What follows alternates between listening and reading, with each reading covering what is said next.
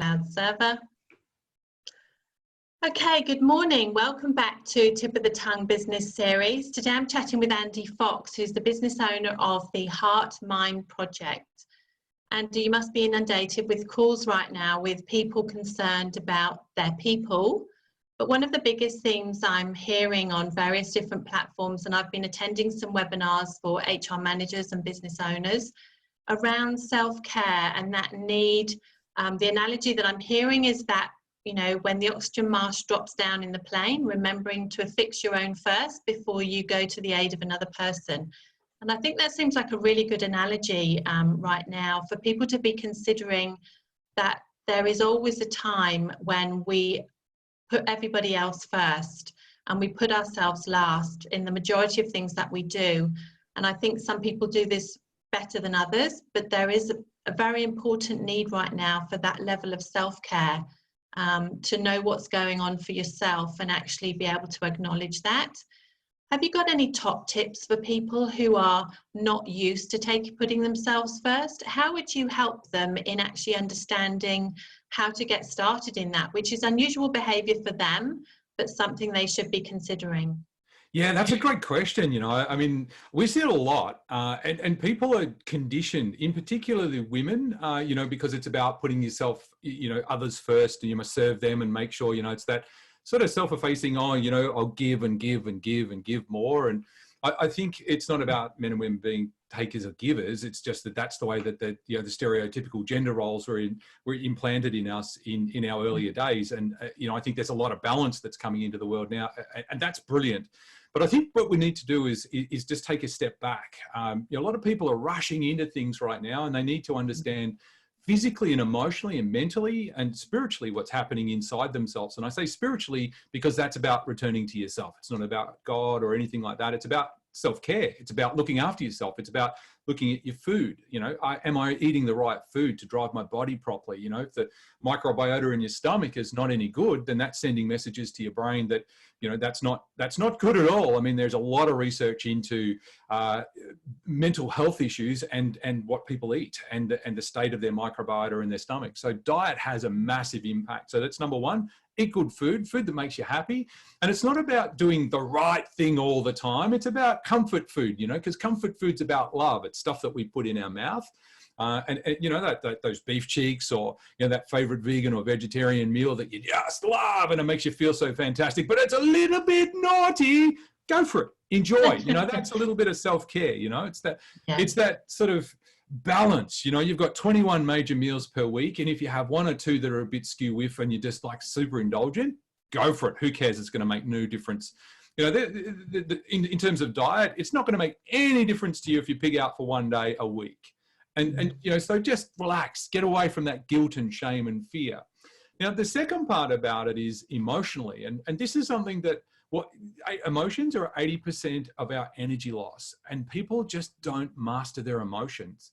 And it's something that we're not taught. You know, it's like, oh, well, as guys, you know, we're told, hey, you know, you've got to toughen up and, you know, bash right through and crash right through. It's about the hustle and the spin and the endurance, you know. It's like Survivor. It's outwit, outplay, outlast, you know. And life just doesn't work like that anymore. I mean, why do we see that 80% of suicides are men? You know, because, well, their life doesn't work out anymore. And the top three reasons: loss of job, loss of family, and loss of meaning in life. And so what is the meaning of life? And, you know, for a lot of people, and this is a question that they're asking. So emotions are really, really critical. Understanding that our leaky bucket is negative emotions, you know, spending too much time in our heads, ruminative thoughts, you know, oh, ruminating about this and that and worrying about stuff. And all of that just drains our emotional system. And so that's why people get to the end of the day and they feel so depleted. And part of giving is not only saying, okay, well, I give, but it's about accepting from people as well.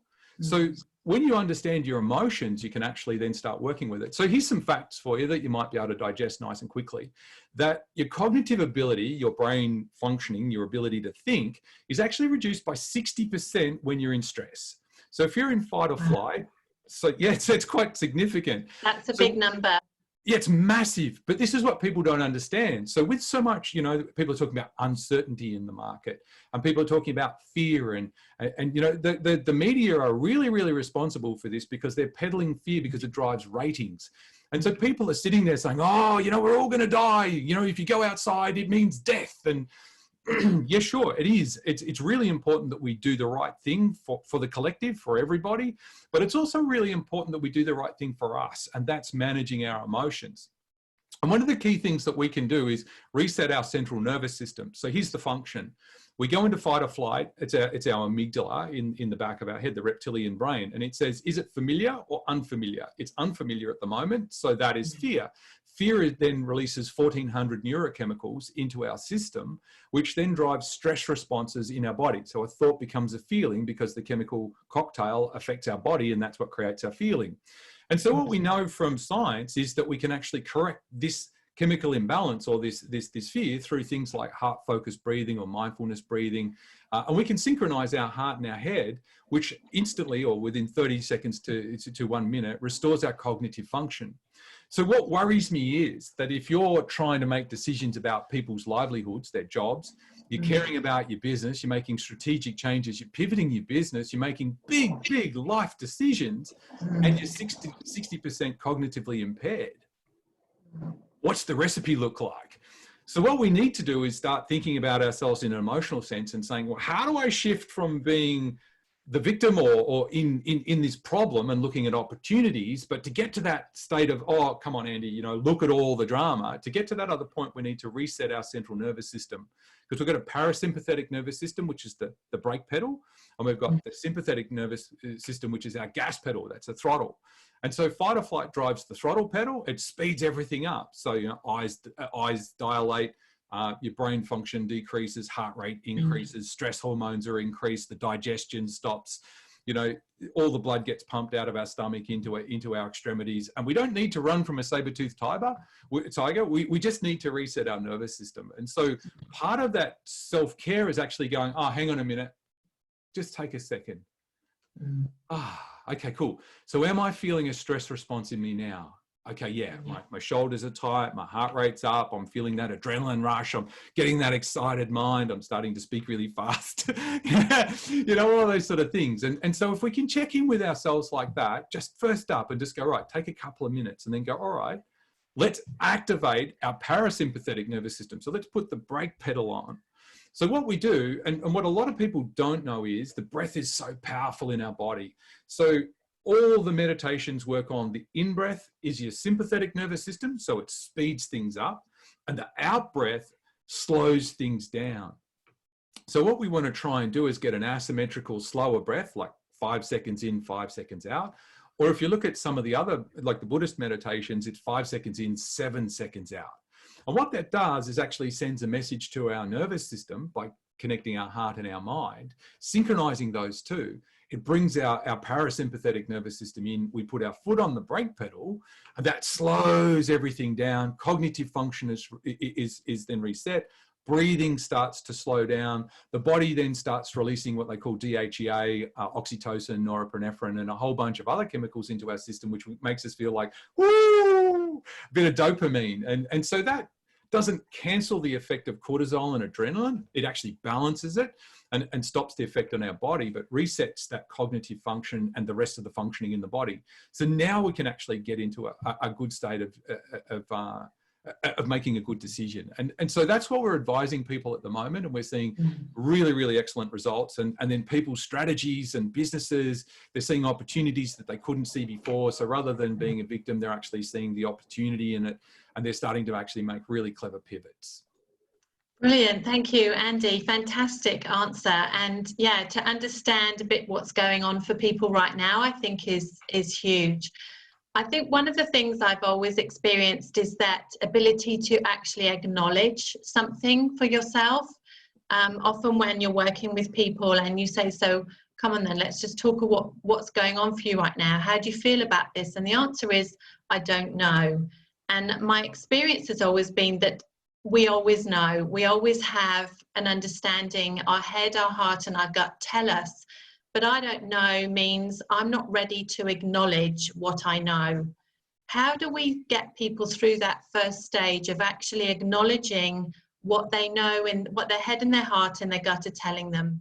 Ah, what a great question. I love that. This is really cool. You know, it's actually another pattern that we've got that we've always lived for. So everyone thinks that life is fantastic, it should be great, and we all should just be happy and we should cruise along and we should search this freedom. But the reality is, and if you look at 40 years of research into, say, acceptance commitment therapy or process-based cognitive behavioral therapy or any of the science, and what they will tell you is avoidance equals pain. So the more you avoid things, the more pain you're going to have.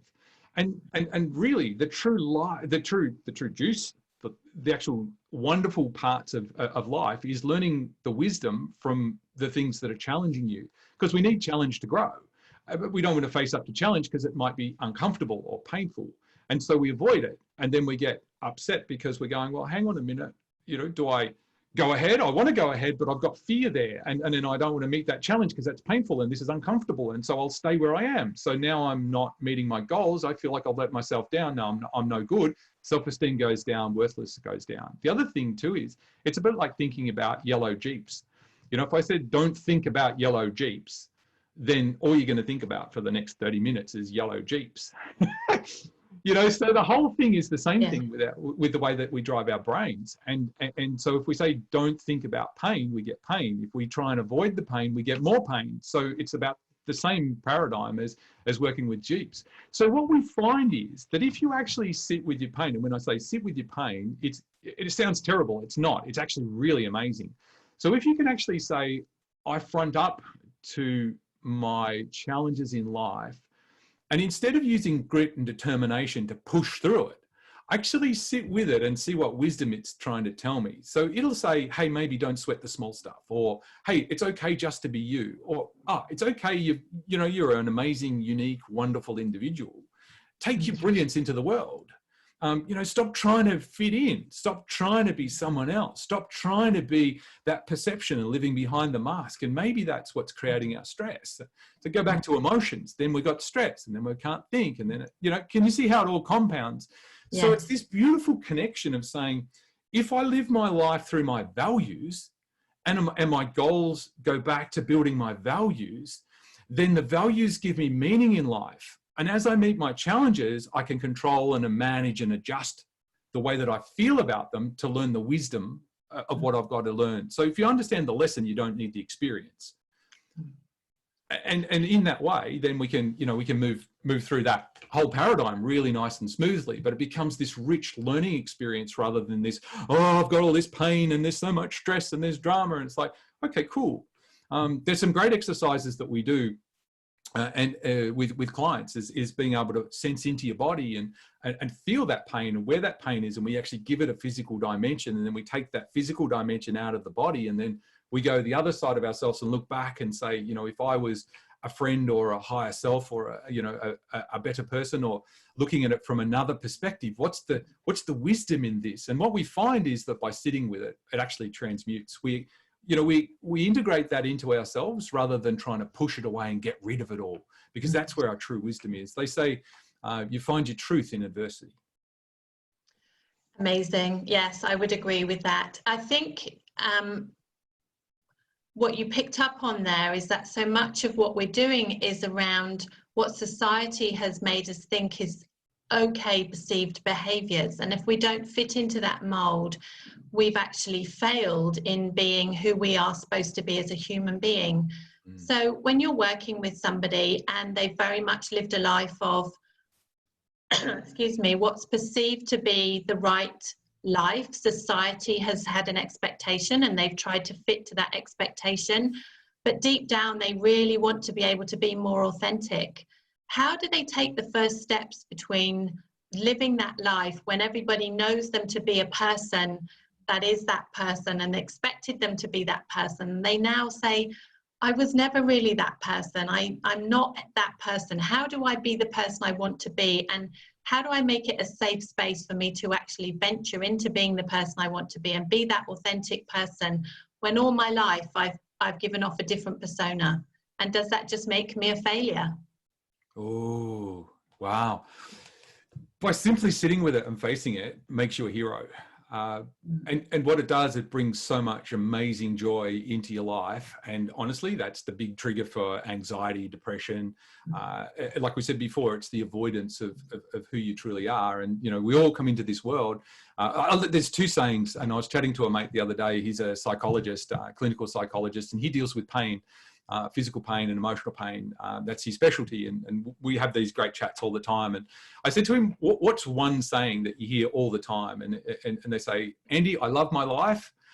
Or they say to him, Jim, I love my life, but I just want the pain to go away. And the one I hear a lot of is, I didn't come into this life to just pay bills and die. And those two statements sum it up for me 100%, is that, you know, the world is changing. The Schumann resonancy is increasing. So the resonant frequency of the earth is increasing. That's causing a raising consciousness and awareness around the world. What we're seeing is the truth coming out. For the first time in the history of mankind, we're seeing truth. So China's being called out, America's being called out, our politicians are being called out. We've got faster news cycles. We've got deeper and more thorough investigation. We're getting better as people, as understanding our environment, interrelating with our environment, and we're being asked to live our truth. So right now, part of this pandemic is actually saying, hey, look, collective consciousness has said, you know, can we get off this ride? Things are going too fast. Why can't we just stop? Gee, you know, life's just there. It's nearly the end of the year. It's Easter again. You know, how many days to Christmas? And so this is what we're being asked to do, is take a breath. Sit down. You know, this isolation is about really asking the question, who am I, and what do I stand for, and what's my message, and how do I actually take that message out into the world? And part of that is actually stripping back. So there's some interesting things that, you know, and this is probably going to be a little bit on the spiritual side, but what I like to share is that the whole journey is about returning. So enlightenment is a great word, and the etymology of enlightenment, en is to do, and lighten is to make lighter or less dense. And so if we know that in consciousness terms, lower vibrations are denser and higher vibrations are lighter and less dense, then if we need to be less dense, then obviously negative emotions are lower consciousness, so they're denser. So we're getting rid of that. So this is a healing process for us. So we're actually being asked to come back to ourselves, not go somewhere. So enlightenment is not a journey to somewhere, it's a returning to who we are. And what that means as a process is delayering. And if you imagine we've got all this stuff, you know, stacked on top of each other on our shoulders, then that delayering is about getting lighter, enlightenment. And so it's not necessarily this holy grail of, you know, panacea that we'll never get to because that's somewhere in the future. It's about returning to who we are. And part of that is actually saying, you know what, actually, I really feel like writing, and I really feel like expressing myself in this way. And every single person, you know, it's that one person on the tram or that on the train or that walks past in the street, and you overhear something that was meant for you, but not really said to you. And you go, oh, that's what I was asking. That's great. Yeah. And so this is proof that, you know, if we work ourselves in this way, then we can actually, you know, really get back to our authentic self. So our authentic self is not my assets. It's not my money. It's not my things. It's not my possessions. An identification in those is what's causing our pain. Again, it's about addiction to those things. And one of the interesting things is that we actually create our conceptual self, our concept of self, through consumption.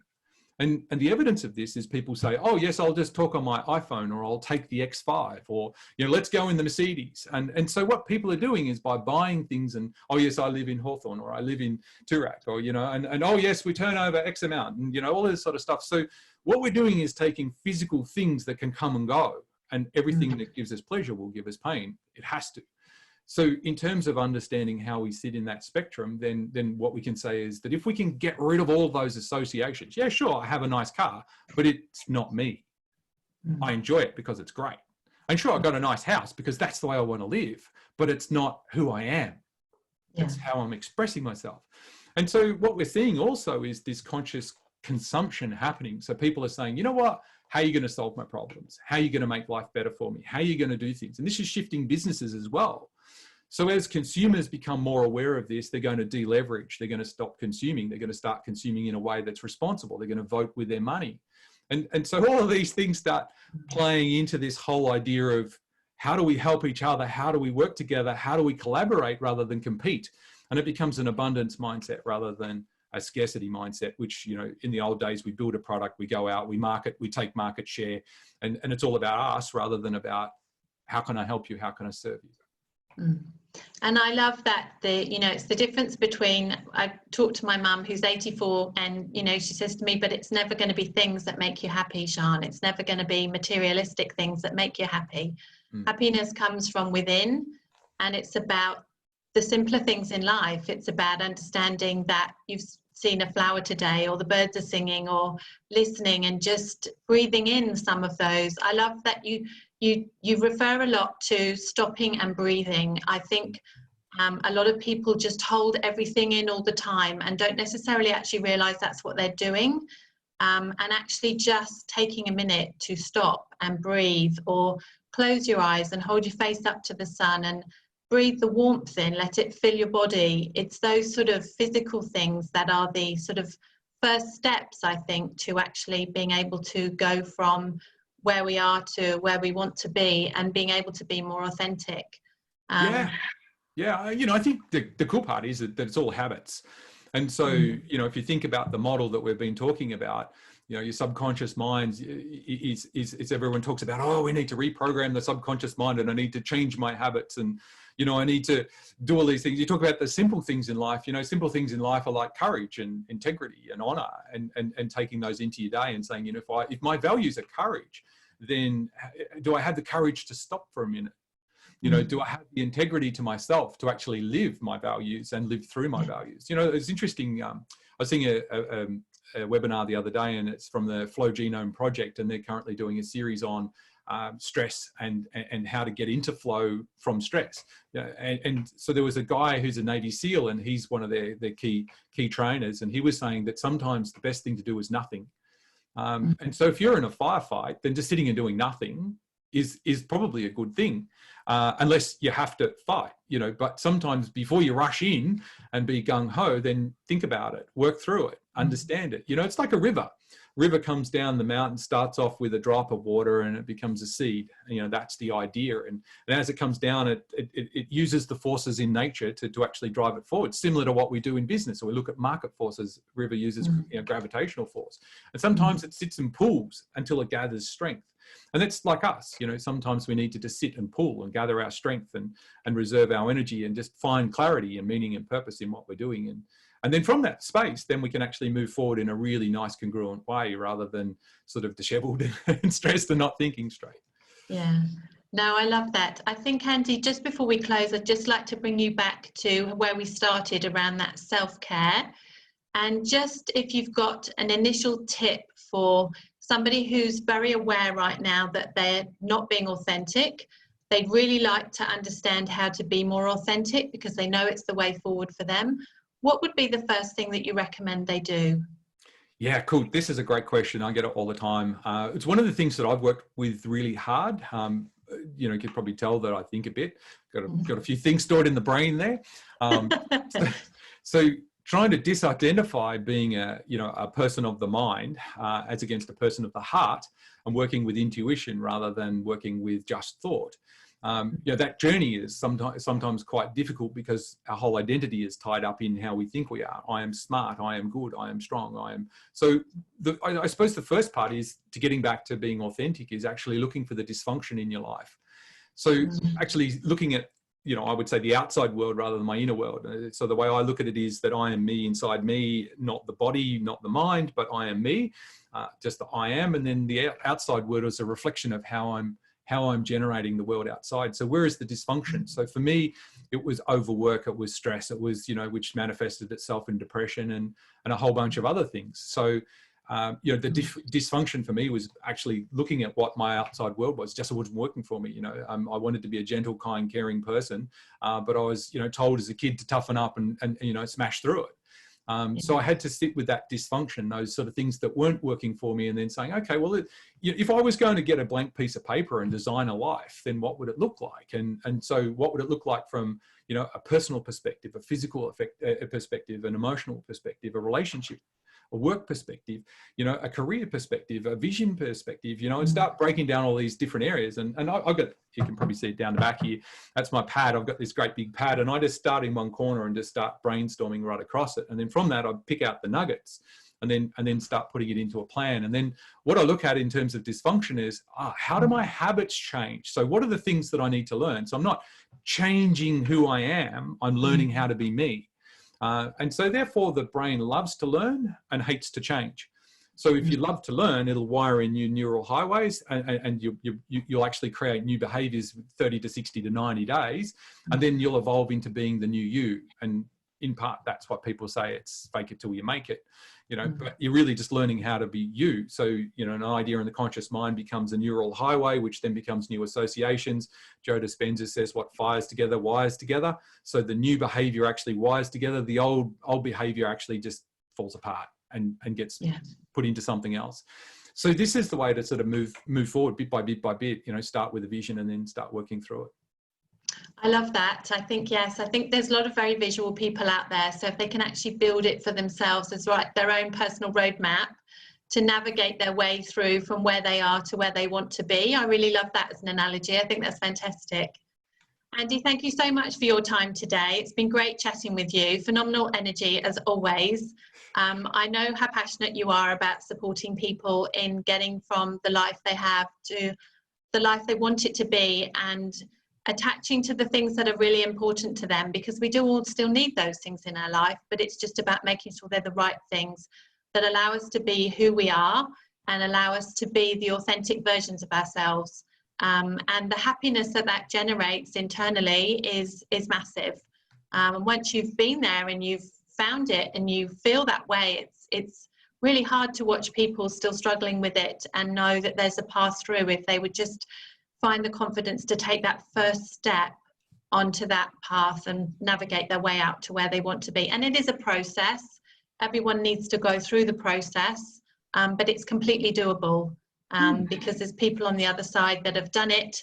And yeah, it's not something that's going to damage you in the long run. It's going to make you better. And I love that analogy of the roadmap and helping yourself get to where you want to go. Thank you so much for your time. I would advise, if anybody is in any level at the moment, in their head, trying to get into their heart, whatever it is that you need to go through that process, Andy's the guy you need to be having a chat with right now.